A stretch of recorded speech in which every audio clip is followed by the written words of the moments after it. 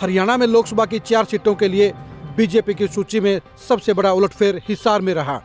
Hisar seat पर रणजीत सिंह को प्रत्याशी बनाना बीजेपी के लिए एक चौंकाने वाला फैसला रहा। रणजीत सिंह दौड़ में शामिल नहीं थे, लेकिन अंत में वो सबसे आगे निकल गए। टिकट का इंतजार कर रहे कैप्टन अभिमन्यु और कुलदीप बिश्नोई ठगे रह गए और टिकट ले गए रणजीत सिंह। रणजीत सिंह के जरिए मनोहर लाल खट्टर ने ऐसा खेल खेला कि उसके कारण कैप्टन अभिमन्यु और कुलदीप बिश्नोई का काम तमाम हो गया और दोनों की सियासत हाशिए पर आ गई है। दोनों ही नेता अपने आप में बड़े मजबूत दावेदारी के साथ मैदान में खड़े थे और ये सच्चाई भी है कि हिसार सीट के ऊपर जहां जाटों की पसंद के तौर पर कैप्टन अभिमन्यु का सबसे बड़ा वोट बैंक था, तो वहीं नॉन जाट में कुलदीप बिश्नोई से बड़ा चेहरा नहीं था और दोनों ही ये दावेदार जीतने के लिए भी सक्षम थे।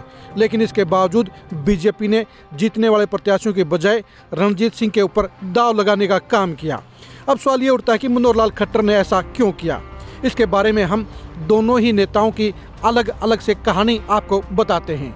पहले हम आपको बताते हैं कि बीजेपी ने कुलदीप बिश्नोई का खेल कैसे ख़त्म किया, कैसे उनको इस्तेमाल किया और कैसे उनको हाशिए पर डालने का काम किया।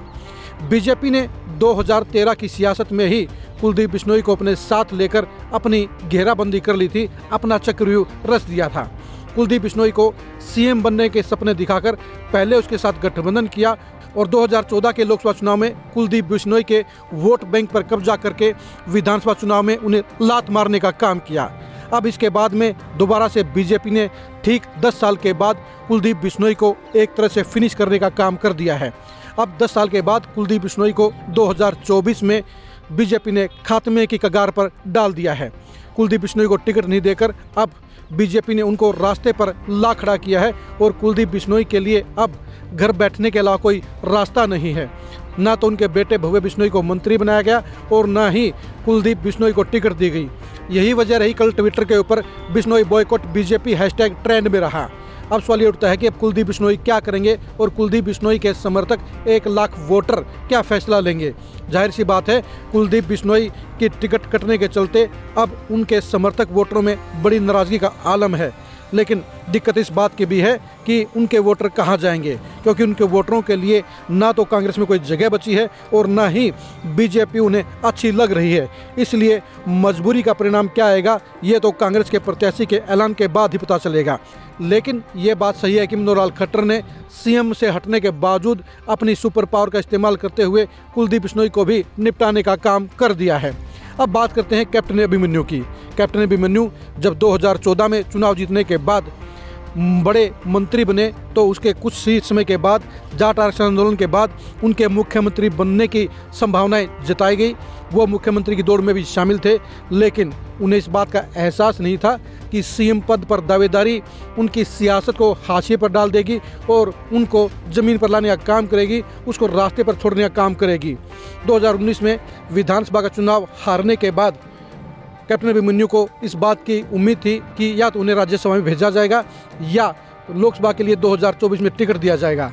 लेकिन उनके दोनों ही अरमान पूरे नहीं हुए और अब मनोहर लाल खट्टर ने कैप्टन अभिमन्यु का भी टिकट कटवा कर बता दिया कि सीएम पद पर दावेदारी या सीएम की कुर्सी पर नज़र डालना उनका गलत नज़रिया था, उनकी हिमाकत थी जिसकी सज़ा उन्हें भुगतनी पड़ी है।